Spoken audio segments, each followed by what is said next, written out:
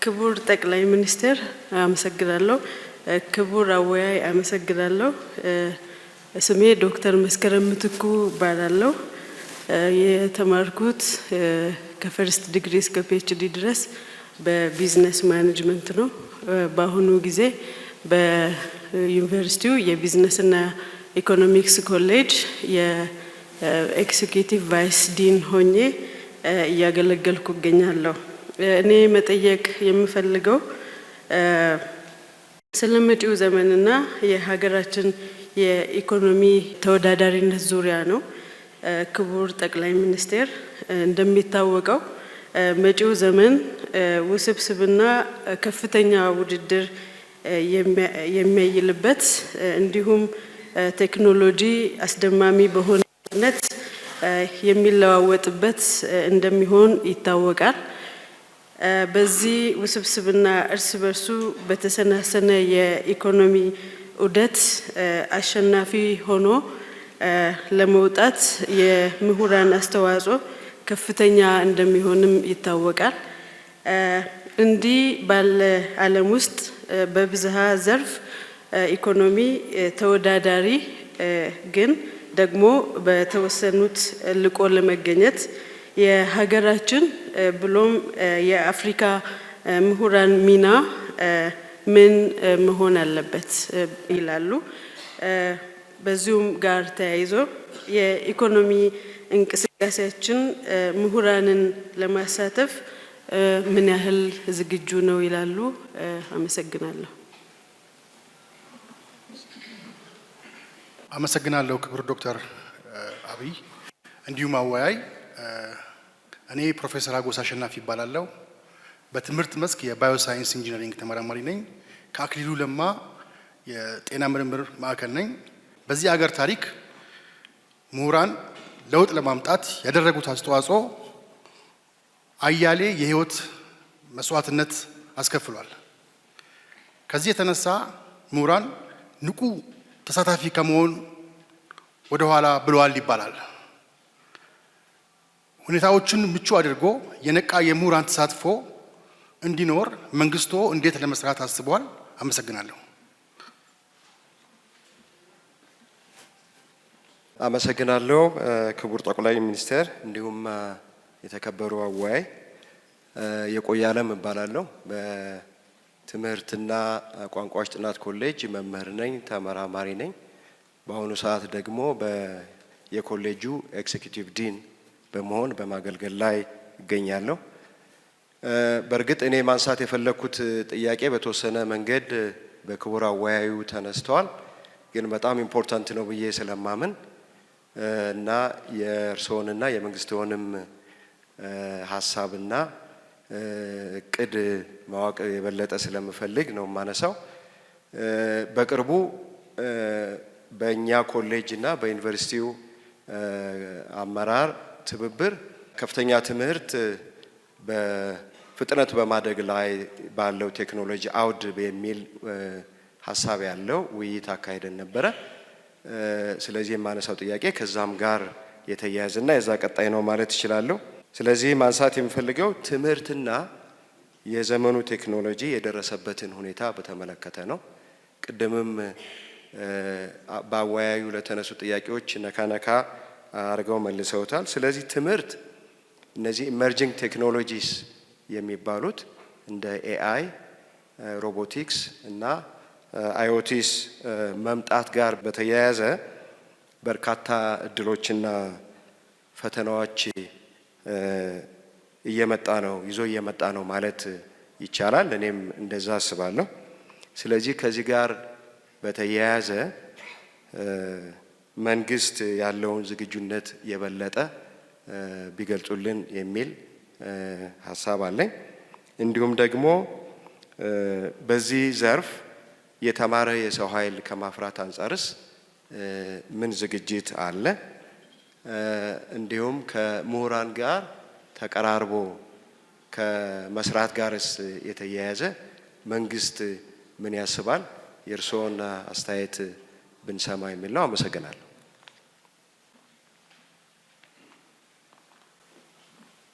አመሰግናለሁ ክቡር ጠቅላይ ሚኒስትር። እንዲሁም የተከበሩ አወያይ እኔ ስሜ ፕሮፌሰር ሙራዱ አብዶ እባላለሁ። በአሁን ሰዓት የህግ ትምህርት ቤት ዲን ነኝ። ዛሬ መጠየቅ የፈለኩት በባህላችን ውስጥ ችግሮች በክርክር እና በውይይት ያለ መፍታት ጉድለት እንዳለ ይታወቃል። ከዚህ ጋር በተያያዘ የክርክር እና የውይይት ልምድ አለመዳበር ዋጋ እያስከፈለን እየመጣ እና እየሰፋ የመጣ ችግር ነው ብዬ እሰጋለሁ እና ከዚህ ጋር በተያያዘ ምሁራን ክሪቲካል እሳቤ በማራመድ ችግሮች በጠረጴዛ እንዲፈቱ ለማስቻል ሚና አላቸው ተብሎ ይታሰባል። በአሁን ሰዓት በዚህ በሀገራችን ምሁራን ይህንን ሚና ከባህል ጋር የተያያዘው ሚና በተገቢው መንገድ እንዲወጡ አስቻይ መደላድል አለ ብለው ያስባሉ ወይ? እርስዎ የሚመክሩት ነገር ካለ ከዚህ ጋር በተያያዘ ሀሳብ ቢሰጡ። አመሰግናለሁ ክቡር ጠቅላይ ሚኒስትር፣ እንደዚሁም የተከበሩ አወያይ። ስሜ ብቅላ ወርቅነህ እባላለሁኝ።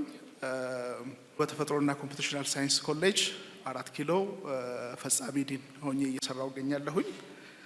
እኔ መጠየቅ የምፈልገው ጥያቄ የሀገር ውስጥ አንድነትን እንደዚሁም ደግሞ የውጭ ተጋላጭነትን በተመለከተ ይሆናል። የውስጥ አንድነትን ለማስጠበቅ ሁላችንም እንደምንገነዘበው እንደዚሁም ደግሞ የውጭ ጫናን ለመቋቋም በትርክቶቻችን እንደዚሁም በታሪኮቻችን ላይ ባንስማማም እንኳ በተወሰነ ደረጃ መግባባትን መፍጠር ይጠበቅብናል ብዬ አስባለሁ። ከዚህ አንጻር ብዙ ተዋናዮች አሉበት። እንደዚህ ምሁራን እንደዚሁም የኢኮኖሚ ተዋናዮች እና የፖለቲካ ተዋናዮች በጋራ የሚመክሩበት መድረክ ያስፈልጋል ብዬ አስባለሁ። እንደዚህ አይነት መድረኮችን ከመፍጠር አንጻር መንግስት እንዴት ያያል፣ እርስዎ እንዴት ይመለከታሉ የሚል ጥያቄ ለማንሳት እፈልጋለሁ። እንደዚሁም የከፍተኛ ትምህርት ተቋማት የሀሳብ መድረኮች ናቸው። ከዚህ ቀደምም የሀሳብ መድረክ ሆኖ እርስዎም እንዳቀረቡልን ብዙ ሀሳቦች ተነስተዋል። አሁን ግን ያ ሚናን በብቃት የተወጡ ነው ብሎ ለማሰብ ያስቸግራል። ከዚህ አንጻር የከፍተኛ ትምህርት ተቋማት ሚናቸውን ለመወጣት ምን ማድረግ ይጠበቅባቸዋል ብሎ ያስባሉ? ምን የቤት ስራ ይሰጡናል የሚል ጥያቄ ለመጠየቅ ነው። አመሰግናለሁ። እጅግ አመሰግናለሁ ክቡር ጠቅላይ ሚኒስቴር። የተከበሩ አወያይ፣ ስሜ ዶክተር ሂካው አክቶሌ ይባላለሁ። የመጣሁት ከእንስሳት ሕክምናና ግብርና ኮሌጅ ነው። ወደ ጥያቄ ሳልሄድ በፊት በመጀመሪያ ሪሊ በዚህ ሽግግር ወቅትና አስቸጋሪ ጊዜ ክቡር ጠቅላይ ሚኒስቴር በጽናት ብዙ ፈተናን እየተቋቋሙ ታሪካዊ ብዙ ስኬቶችን እየሰሩ ስለሆነ ተቋማትን በላቀ ደረጃ እያደራጁ ስለሆነ ሀገራችንን የምንመኝላትን ጉዞ ስለጀመሩ ሪሊ ፈጣሪን አመሰግናለሁ። እርሶንም በጣም አደንቃለሁ። ሁለተኛው ሪሊ አሁንም ማመስገን እፈልጋለሁኝ። በሙያችን ድሮ ክረምት ብቻ ነው የሚታረሰው። በእርሶ መንግስት ዘመን በጋም እንዲታረስ ስላደረጉ ሌማቱም እንዲሞላ በፖሊሲ ደረጃ በማጽደቅ በእኛ ሙያ ስላደረጉ የትምህርት ጥራቱም ወደ ቀድሞ እንዲመለስ እያደረጉ ስላለ ተቋማት ሪፎርምድ እና ትራንስፎርምድ እንዲሆኑ እያደረጉ ስላለ ትላልቅ የልማት አውታሮች እንዲገነቡና እንዲያልቁ እያደረጉ ስላለ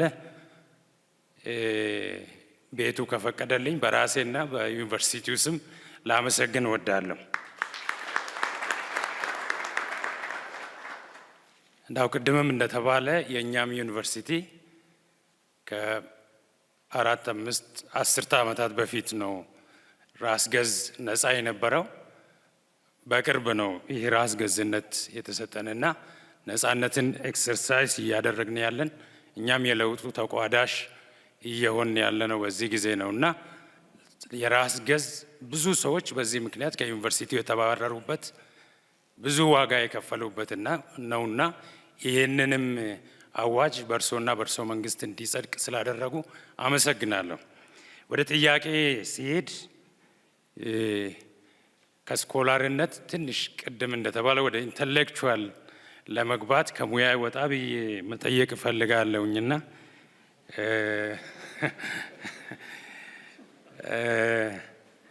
የቀድሞ መልካም ነገሮች አሉ።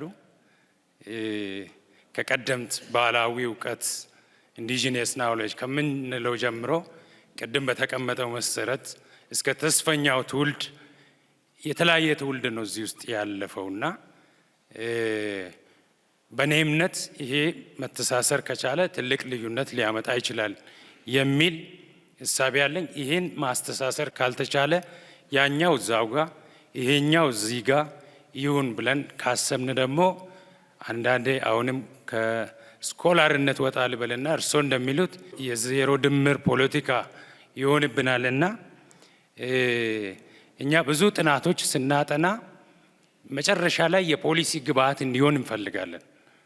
ብዙ ጥናቶች ሲጠኑ አት ዘ ኤንድ ኦፍ ዘ ዴይ ወይ ለኢንዱስትሪ ወይ ደግሞ ለመንግስት ግብዓት ሆኖ ፖሊሲ ሆኖ እንዲወጣ እንፈልጋለን። ፖሊሲ እንዲሆን ደግሞ የፖለቲካው ፖለቲካ ዊሊንግነስ ያስፈልጋል። ስለዚህ እንዳው ከተሳሳትኩ ይቅርታ አረጋለሁ። ያው ኢንተሌክቹዋልም ብዬ ከሙያ ወጥቼ እየጠየቅኩ ነውና ይሄ ክፍተት ፈጥሯል።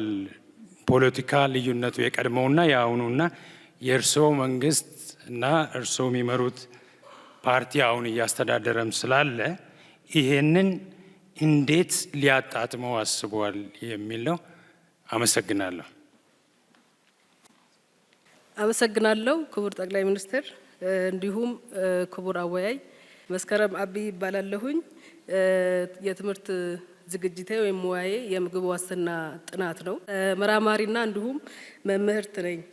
እኔም ማነሳው ቅድም ከቤቱም ሲነሳ የነበረ ባልደረቦችም እንዲሁ ሲያነሱ የነበረ የምሁራን ጉዳይን ከሀገራዊ ጉዳይ ጋር ነው የማገናኘው። እንደ አንድ ዜጋ እንዲሁም እንደ አንድ ምሁር ኢንተሌክቹዋል ማለት ነው። በህዝባችን መካከል ያለው መለያየትና በተለይ በዋና ዋና ጉዳዮቻችን አንድ መሆን አለመቻላችን እጅጉን ያሳስባል። እኔም በጣም ያሳስበኛል። የምንፈልጋትን ሀገር በተለይ ቅድም ሲነሳ የነበረው የበለጸገች ሀገር የበለጸገች ኢትዮጵያ ለመገንባት መሻገር ያሉብንን መሰናክሎች መሻገር አለብን ብዬ አምናለሁ። በተለይም ደግሞ እነዚህ መሰናክሎች ስር ሰደው እንዳይበዙ የተግባባ ማህበረሰብ መፍጠር ያስፈልጋል ብዬ አምናለሁ። ጥያቄ የሚሆነው መንግስትና ምሁራን በዚህ ረገድ ላይ ለብሔራዊ ጥቅም አንድነትን ወይም አንድ ሆነ እንድንሰራ እንዴት መስራትም እንዳለብን የእርሶ መንግስት ምን ሊያግዘን ይችላል የሚል ነው። አመሰግናለሁ። ክቡር ጠቅላይ ሚኒስትር እንዲሁም ደግሞ ክቡር አወያይ እድሉ ስለተሰጠኝ እኔ አመሰግናለሁኝ። ዘሪሁን ጌታነህ እባላለሁ ከቴክኖሎጂና ቢልት ኢንቫይሮንመንት ኮሌጅ ነው። ወደ ጥያቄ ስመጣ ማንሳት የምፈልገው የዩኒቨርሲቲዎችና የሴክተሮች ትስስርን በተመለከተ ነው። ዩኒቨርሲቲዎች ብዙ ጊዜ እንደሚተቹት ደሴቶች እንዳይሆኑ፣ ምርምራቸውና ሀሳቦቻቸው በሀገር እድገት ውስጥ ቦታ እንዲኖራቸው፣ ተቋማትም ከዩኒቨርሲቲዎች ጋር በመስራት ለለውጥ በጋራ እንዲሰሩ ሁኔታዎች እንዲመቻቹ ወይም ደግሞ በምን መልኩ ቢሆኑ ይሻላል ብለው ያስባሉ የሚል ነው። በተለይ ዩኒቨርሲቲዎች የሚፈልቁ ሀሳቦች፣ በዩኒቨርሲቲዎች የሚፈልቁ የሪሰርች ስራዎች ከሴክተሮች ጋር አብሮ ተናቦ ለመስራት ሁኔታዎች እንዲመቻቹ በምን ሁኔታ ያዩታል የሚለውን ለመጠየቅ ነው። አመሰግናለሁ።